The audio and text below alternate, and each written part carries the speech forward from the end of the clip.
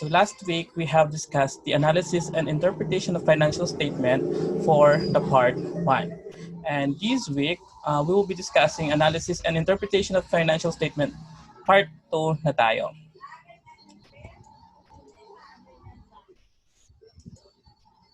Okay. So now, at the end of the lesson, we should be able to meet the following objectives, like identify the different types of financial ratio analysis and compute using the type of financial ratio analysis. Now, before we proceed, let's have a quick recall. So as we all know, financial statement analysis is the process of evaluating risk, performance, financial health, and future prospect of a business by subjecting financial statement data to computational and analytical techniques with objective of making economic decision. And last week also we have discussed the part 1, which consists of the horizontal analysis and vertical analysis.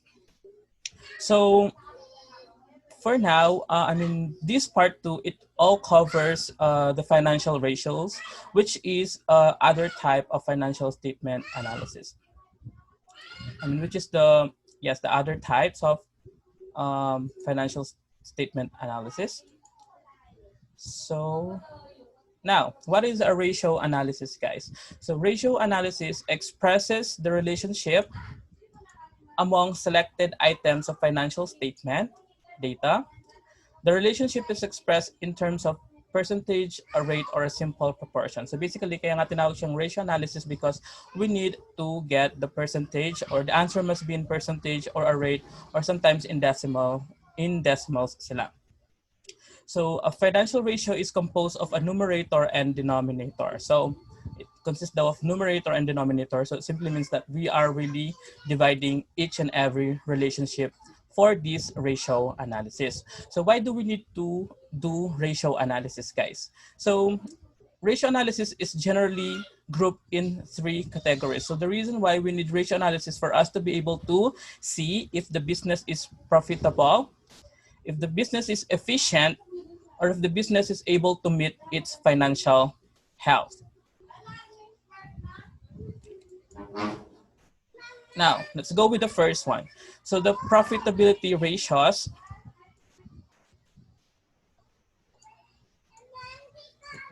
Okay, so the profitability ratios measures the ability of the company to generate income from the use of its assets and invested capital as well as its costs. So basically, as the definition itself, so see profitability ratios, tinitignan natin if how we can generate our income using our assets and the invested capital. So kung paano daw tayo makakapag-generate ng income using our assets and our capital. So we have the following ratio that we need to consider whenever we are doing the profitability ratio. So we have the gross profit ratio, the operating income ratio, and the net profit ratio. So for the gross profit ratio, guys, this reports the peso value of the gross profit earned for every peso of sales. So we can infer the average pricing policy from the gross profit margin. So basically, see gross profit ratio, we are getting the percentage of our gross profit in relationship with our sales. So basically, kinukulang natin yung percentage ng gross profit natin over our sales. So magkano ba or ilan ba ang percentage ratio ng ating gross profit sa ating sales? So if you remember the vertical analysis, diba? When we are computing vertical analysis, we are computing all of those accounts through our sales. So just like this one, so this is very specific lang. So we are only getting the gross profit towards our sales. Same as the operating income. So this expresses operating income as a percentage of sales. So kinukuha din natin yung percentage ng operating income natin in relationship with the sale. So it measures the percentage of profit earned from each peso of sales in the company's core business operation. So basically, how do we get operating income ba? So we are only able to get operating income after deducting the operating expenses. So basically, sometimes, guys, we are not able to get the operating income, or we're not able to see the operating income unless our operating expenses has been deducted to it.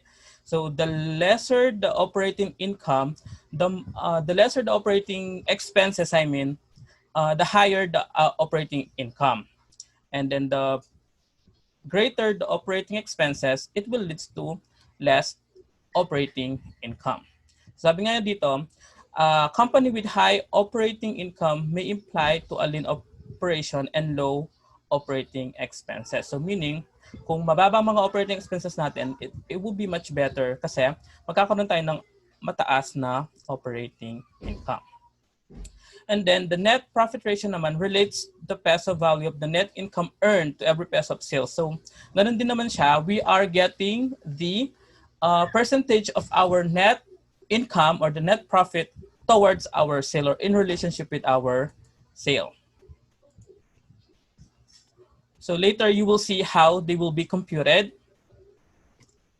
Now, we also have by the way, these three pala, as you can see, for us to be able to compute them, we will be needing our comprehensive income or the statement of comprehensive income. That's why they are called financial statement analysis, because we are analyzing them with the use of our comprehensive income as well as the financial position. But for these three, we are only going to be using our comprehensive income. Now, the return on assets. So measures the peso value of income generated by employing the company's asset now. So how much will be the return or how much will be the income generated if we are using our assets? So magkano ba ang balik ng net income natin towards our asset? So it is viewed as the interest rate or a form of yield on asset investment.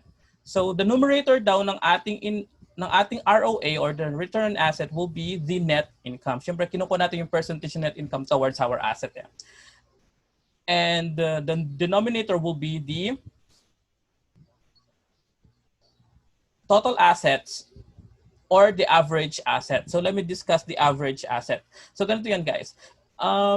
Kasi if the company is just operated for a year, so the total asset will be also considered as the average asset. But let's say if the company already had operated for 2 years, kunwari, so we will be needing to get the average asset. How? By what? By adding the prior year plus the current year and then divide it by 2. So that would be the average asset. So again, if the company operated for 2 years already, so we need to get the average, okay? But if the company only operated for a year, so the total asset is also gonna be the average asset. So later you will see that. Now, so return on equity naman, so measures the return, the net income, generated by the owner's capital invested in the business. So basically, magkano kaya ang return natin or magkano kaya ang babalik sa equity natin in relationship with the net income. So let's see. So this will be an example. So this will be our statement of financial position. And this will be our comprehensive income. So how do we compute for our profitability ratios ba? So ganito siya. So this will be the formulas that we need to consider whenever we are doing our profitability ratios, guys. So we have the gross profit margin. So gross profit margin, how do we compute that? By gross profit over sales. So we need to get the gross profit and then the net sales. Kasi nga, sabi ko nga kanina, we need to have the percentage of our gross profit towards our sales. So gross profit over sales siya. So tingnan natin yung comprehensive income natin. So gross profit daw over sales. So 500,000 ang ating gross profit and our sales is 900,000. So how do we compute that then? Or how much will be, or what is the rate of our gross profit margin? Anyone? So gross profit margin is equals to gross profit over sales daw. So basically, we just need to divide the gross profit over sales. So our answer then will be 55.56%. So in percentage siya guys ha. Kapag gumagamit tayo ng mga profitability ratios, always in percentage sila. Kasi we need to get the percentage of our gross profit towards our sales. Okay, so ganun lang siya kadali. Now, for the operating income margin, so we have the operating income over net sales. Now, mostly sa mga examples, guys, hindi natin nakikita na dinideduct si operating expenses. Hindi natin makikita agad si operating income kasi hindi pinapakita na dinideduct si operating expenses. Ang nangyayari kasi, tinototal lahat nila na ang mga expenses and then net income na siya kaagad. But here, it is clearly showed here na dinideduct muna si operating expenses para makuha si operating income. But most of the problem, guys, hindi natin makikitang dinideduct si operating expenses to get the operating income. Sometimes you need to do that. Na i-deduct muna natin si operating expenses sa gross profit for us to be able to come up with the operating income. Okay? So, how do we get the operating income? By just deducting the operating expenses sa ating gross profit for us to be able to get the operating income. So now, how do we get the operating income margin then? By getting the operating income over net sales. So kung titignan natin, ang operating income natin is 300,000 over net sales daw. Our sales will be 900,000. So 300,000 divided by 900,000, it will be 33%. 33%. So yes, Giancarlo, any question? Yes. Sir, paano nakuha po yung 0 po yung 33.33 is dinivide ko po yung 300 by 900, sir. Ang lumabas po is 0.33. Yes, guys. Kasi through percentage tayo, when we are getting the percentage of each, guys, we need to times that by 100%. Automatic naman yan, guys. When we are talking about percentage, guys, always multiply it by 100%. I mean by 100 so that we can come up with the percentage na 33.33. So, okay na po, sir. Okay. Thank you po. Yes. Thank you po, sir. All right. So now, how about the net profit margin? So net income over net sales daw siya. So we need to go back sa ating comprehensive income. So net income over net sales. So 280,000 divided by 900,000. So what is the answer? So we're gonna 3.11%. 31.11. 31.11. All right, so let's see. It's gonna be, ay, lumitaw na lahat ng sagot. 31.11%. All right, so ganun lang siya kadaling mag-compute, guys. As long as your financial statement are available, you can easily compute for the following. Kasi meron naman tayong formula dito. Now, what if kung hindi available yung formula? So you need to memorize them. So sometimes kasi, when you reach college kasi, pinapamemorize yung mga formula na to for you to be able to better understand them. But of course, if open naman yung mga formula, you can easily compute them. Now, how about the return on assets? So net income over average asset daw tayo. So let's see. Net income over average asset daw. So dito, assuming that the company just operated for 1 year, how much will be our average asset? Let's mag na 1.4 M. All right. So yes, basically, sabi ko nga, if the company only operated for a year, guys, so our average asset will be also our total asset. But if the company has 2 years operation already, so we need to get the previous asset and then plus this current asset divided by 2. That will be our average asset. So, ganun natin kinukuha si average asset. But for this one, since 1 year pa lang naman siya, so our average asset will be also the total assets. So our total asset will be the 1,400,000. So what we're gonna be doing then is just divide net income sa ating total asset and we will be able to get our return on asset. So how much will it be? Or what is the percentage of our return on assets? 20%, 20%. All right. So yes, it's 20%. So ganun yung return, ganun yung percentage ng return natin sa ating assets using the net income. Now, how about the return on equity? So sabi niya kasi dito, net income over average equity. So si net income is available na, right? Which is the 280,000. Now, magkano kaya ang ating equity? So we need to find out what will be our equity or how much will be our equity. Anyone? 1,400,000 ba?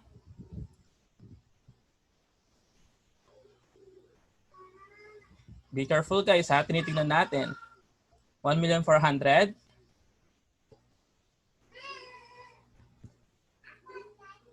Final answer, 1,400,000.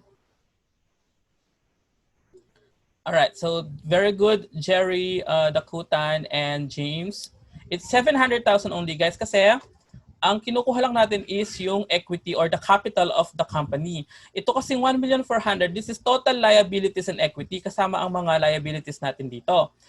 Pero ang sa formula kasi is just the capital itself or the equity itself. So it's only gonna be 700,000. So how do we compute that then? It's gonna be 280,000 divided by 700,000. So the answer is 40%. Okay, so very good sa mga sumagot ng 40%. So this will how we compute our profitability ratios, guys. So this is just one part of financial ratios, ha? So meron pa tayong dalawa, which is the efficiency and the financial health. So this is the first part, profitability ratios. Now, any questions sa profitability ratios natin before we move sa next ratios? Diba, napakadali lang nito as long as the formulas are open. So it will be easier for you to compute kapag available ang ating mga financial statement. Any question? All right, very good. So now let's move to the operational efficiency ratio. So the operational efficiency ratios, guys, it measures the ability of the company to utilize its assets. So operational efficiency is measured on the company's ability to generate sales from the utilization of its assets as a whole or individually. So basically, mga turnovers ang mga to. So when we say turnovers, guys, if tinatanong dito, how many times are we able to generate sales from our asset, or how many times are we able to generate sales from our fixed asset, and how many days are we able to sell our goods, and how many days are we able to collect our collections. So it answered the question of how fast or slow are we able to sell our inventory, and how fast or slow are we able to collect our receivables, and how fast are we able to generate sales from the use of our assets. Okay, so kapag turnovers, guys, hindi sila mga percentage, okay? So ano lang sila, parang 2 decimal places ang mga answer natin, kasi inaano lang dito is ilang beses kaya tayo makaka-generate ng sales sa ating asset, ilang beses kaya tayo makaka-generate ng cost of goods sold sa ating assets, parang ganon. So ang tinatanong lang dito is ilang beses kaya. So hindi sila naka percentage. So same example tayo.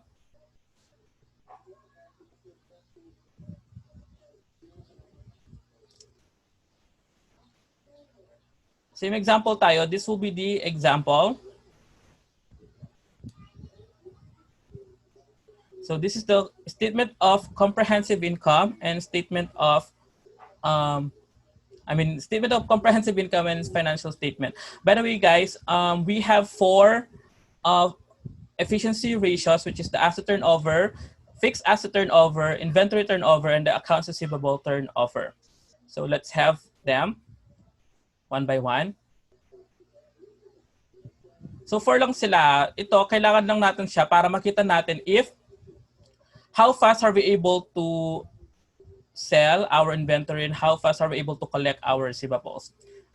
So now, let's have the asset turnover first. So the asset turnover, guys, is net sales over average assets daw ang formula niya. So let's check the financial statement. So net sales daw over average asset. So magkano again ang average asset natin?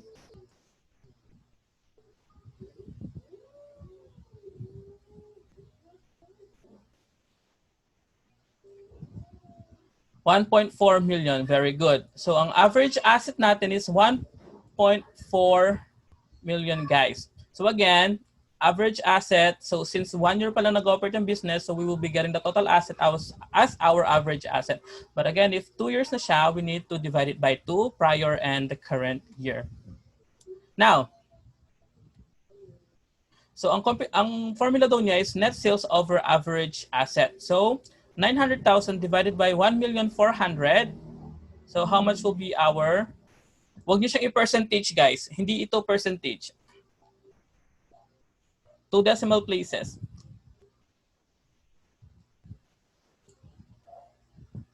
So mga turnovers natin, guys, are not on percentage, okay?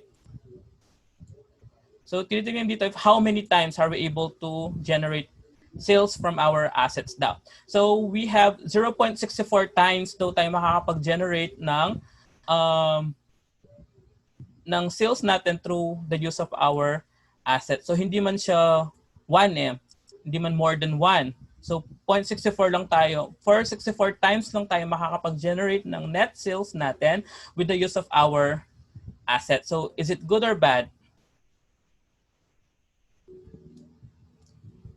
So we cannot really tell if it is good or bad. So ang sinabi lang is the higher the asset turnover, sabi niya, the higher the turnover rate pala, the more efficient the company is using its asset. So as long as siguro hindi siya nagne-negative, so it's still good na nakakapag-generate tayo ng 0.64 times towards our assets, ng sales towards our assets. Now, how about the fixed asset turnover? So this will be our formula. So the net sales over the average fixed assets. So when we say fixed assets, guys, this will be the non-current asset natin or yung mga long-term assets natin.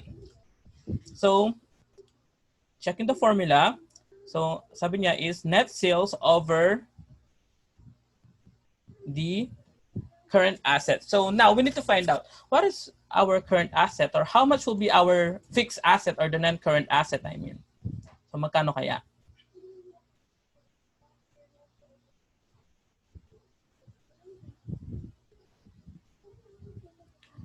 So first, of course, we need to check first how much will be our non-current asset here. Is it 700,000? So once we look on the financial position, we need to check here how much will be our non-current asset. So I know you know how to categorize naman the assets, diba? We have current asset and the non-current asset. So sa mga to, ano kaya yung non-current asset or ano kaya yung mga non-current asset sa mga to? So first, you need to look one by one. So cash, is it non-current or current? Accounts receivable, is it non-current or current? Inventory, is it non-current or current? And the equipment, is it non-current or current? Okay, so the answer here, guys, is 550,000. So only the equipment is the fixed assets here or the non-current asset here, guys. Kasi itong mga tatlong to, they are current asset kasi they can be sold, realized, or used within a year lang. Pero ang mga non-current natin, naglalast sila for more than 2 years or 2 years or more. Kapag ang mga assets is 2 years or more silang nasa business natin, they are considered as non-current asset. Pero kapag ang mga asset natin, they can be used within a year, there are non-current and there are current assets. So the answer here is 550,000 ang ating non-current assets. So what will be the computation then? 900,000 divided by 550,000. So the answer will be 1.64 times. So 1.64 times daw tayo makakapag-generate ng sales natin with the use of our fixed asset. So it's still good. So now, let's have the inventory turnover.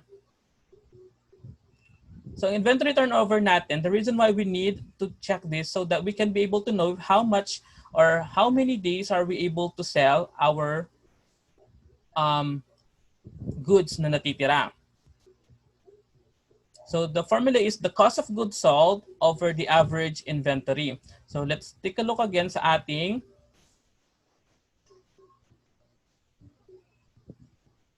financial statement. So cost of goods sold is already available here, but we need to get the inventory. So how much will be our average inventory? So ayun na siya, given na siya. So inventory and cost of goods sold. So ang formula niya is cost of goods sold over inventory daw. So what will be the answer? It's gonna be, sorry, lumilito ka agad yung sagot.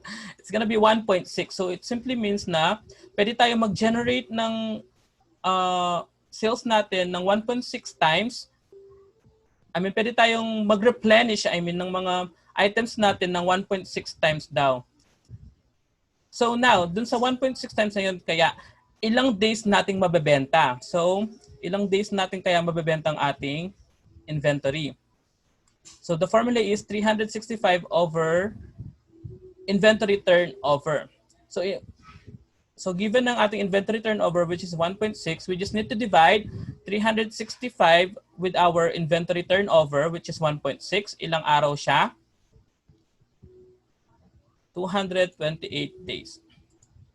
Yes, it's 228 days or almost 229 days natin siyang mabebenta. Now, is it good or bad?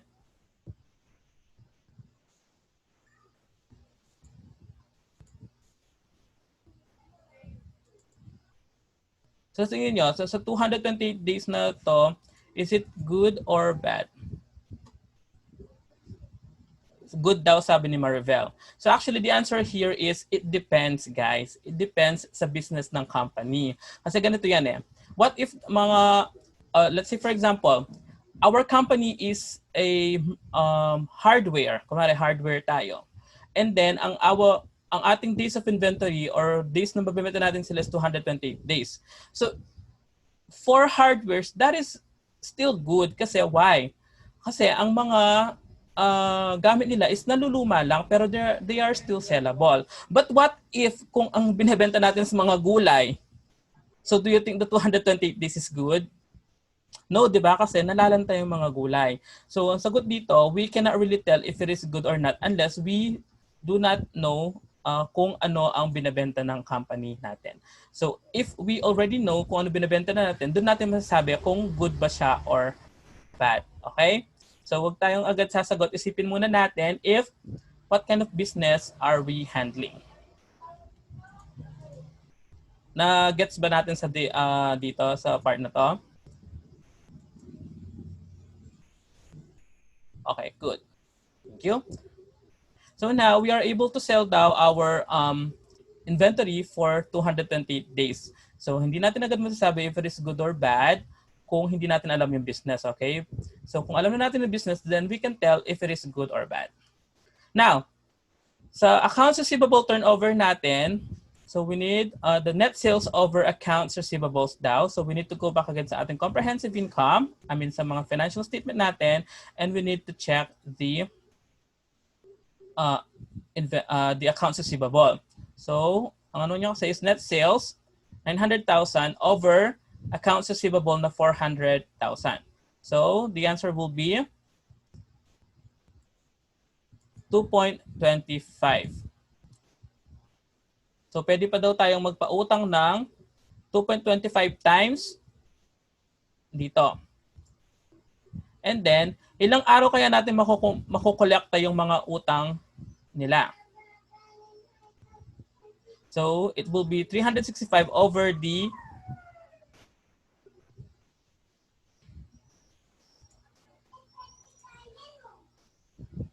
over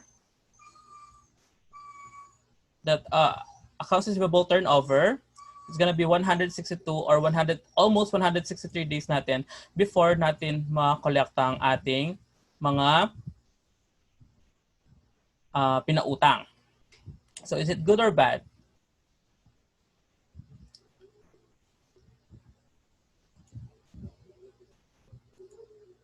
Yes, it depends pa rin siya. So now, kasi the higher the turnovers natin guys, the higher the inventory turnover or the accounts receivable turnover, the better siya.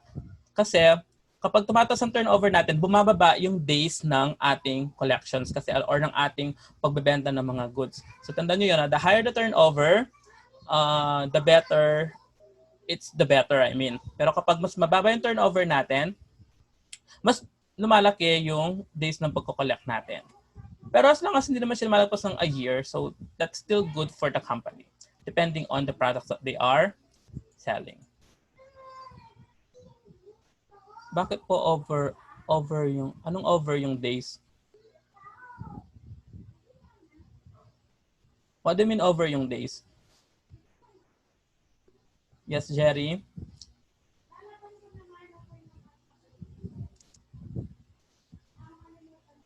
Saan over ito? These are not days, guys. These are times. So we are computing the days here. This will be the days. So 228 days and 162 days or 163 almost. These are not days. This is how many times are we able to replenish our goods and how many times are we able to to to have our receivables. I mean, para kung how many days are we able to or how many times are we able to let them lend to us. Okay. And then dito naman is ang mga sagot sa mga days natin. Dito yung mga araw if how many days are we able to collect them and how many days are we able to sell our goods. Okay? So these are not days, these are turnovers. So now, this how we compute our turnovers, guys. So again, hindi sila naka-percentage. They are all just in decimals, guys. So meaning nito is yung X, lagi silang may X kasi it simply means is times. Kung ilang beses natin sila magagawa. Now, any question by the way before we move? None po, sir. All right, so thank you. Now let's move to our financial health ratio. So sa financial health ratio natin, guys, so meron tayong two parts dito, which is the solvency ratios and the liquidity ratios. By the way, before we move, let's discuss first solvency and liquidity. So when we say solvency, guys, this is the ability of the company to pay for their long-term liabilities. So yung mga liabilities natin na maabot ng 2 years, 3 years, if we are able to sell them, we can say that if we're able to cover them, it means our company is considered as solvent. On the other hand, liquidity naman, this will be the ability of our company to pay for our short-term liabilities natin. So if we are able to pay for our liabilities within the span of a year, so we can say that our company will be liquid. So we have the debt ratio, the equity ratio, the debt to equity ratio, and the interest coverage ratio. This will be for the solvency ratio. And then the current ratio and the quick ratio will be the liquidity ratio ang mga to. Now, this will be the formula and this will be the same example kanina.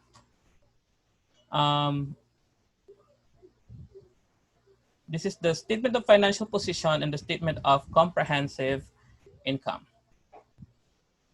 So this will be the formula for computing for our solvency ratios or solvency measures natin and the liquidity measures natin.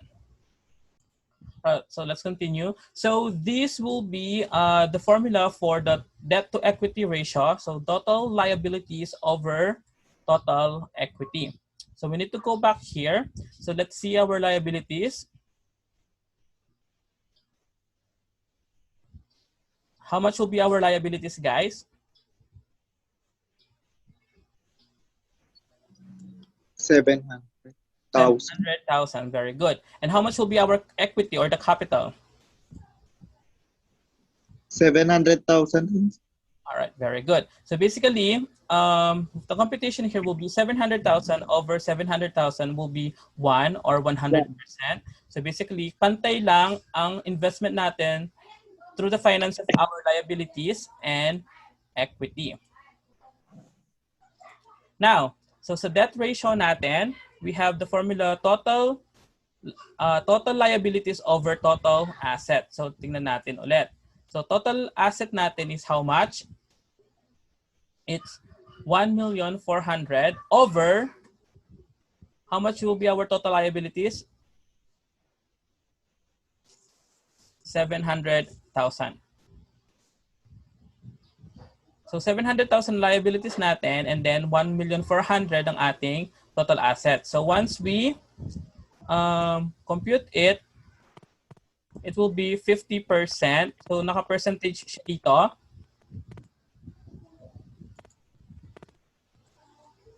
So it simply means na ang mga total assets natin is being financed by our liabilities. So nakuha natin ang kalahati ng ating mga assets through our utang. So nakapag-invest tayo sa company natin ng 1,400,000 pero ang 700 doon is galing sa mga utang natin. That's how you explain this one. Now, for the equity ratio naman, it's gonna be the same. So 700,000 ang ating equity. Wait lang. So 700,000 ang ating equity over total assets. So 50% din siya. So it simply means na ang total asset natin is coming from our own investment, which is the 700,000.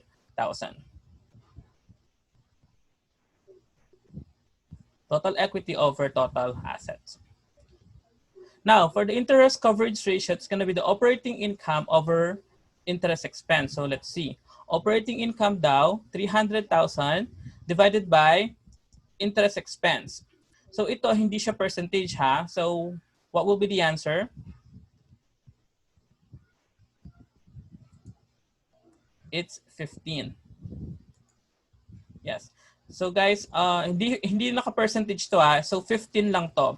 So it simply means that we are able to cover our interest expense 15 times using our operating income. So mako-cover daw natin yung mga interest expenses natin ng 15 times over gamit lang ang ating mga operating income. Now, these four will be for the solvency measures. And then for the liquidity measures naman, we have the current ratio. The current ratio will be the current asset over the current liabilities. So let's go back. So how much will be our current asset? So ang current asset natin ito lang tatlo. The 200,000, 400,000, and the 250. So how much will it be? Current asset, it's 850,000 divided by the current liabilities. So meron tayong dalawang liability dito. Are they both current?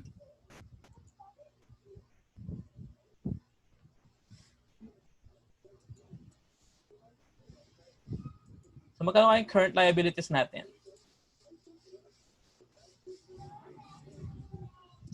Alright.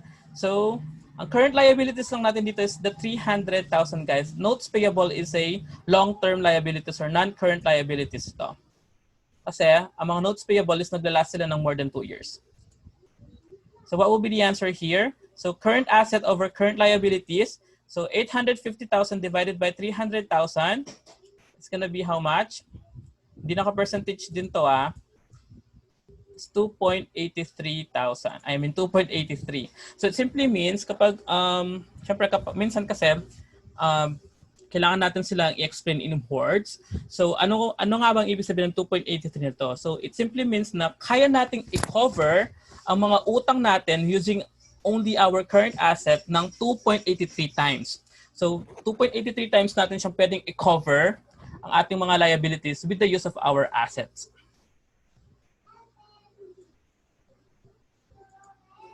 Now, how about the quick asset? So when we say quick assets, guys, it's only gonna be the cash and the accounts receivable.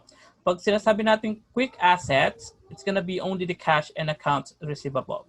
So ang quick ratio natin is equals to quick assets and the current liabilities. So let's go back sa ating financial statement. So ang mga quick asset natin is the cash and accounts receivable. How much would it be? It's 600,000 divided by the current liabilities. How much is our current liabilities? It's 300,000. So quick asset over current liabilities, what is the answer? So 600,000 divided by 300,000, it's 2. Yes, very good. It's 2.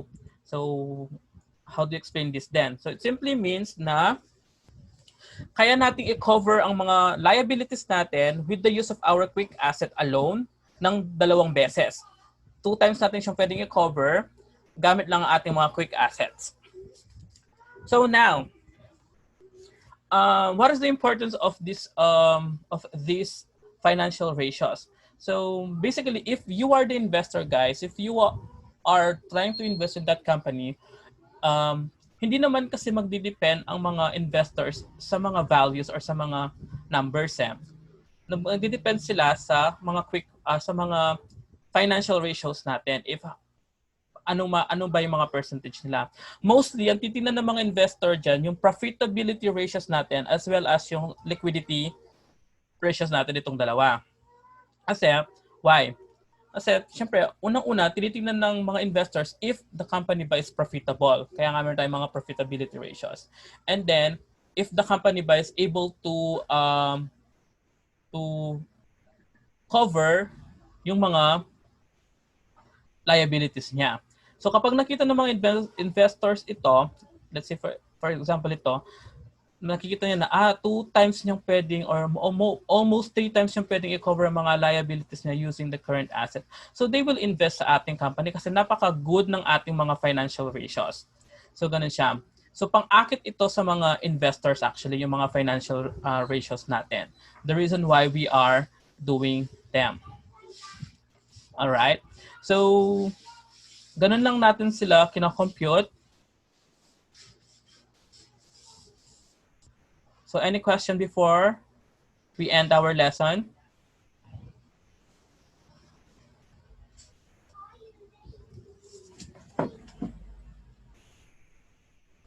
So any clarifications regarding the lesson, guys?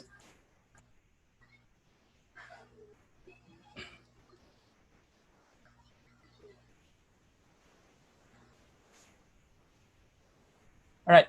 So thank you so much for attending my class. If ano kayong question, and good day and God bless.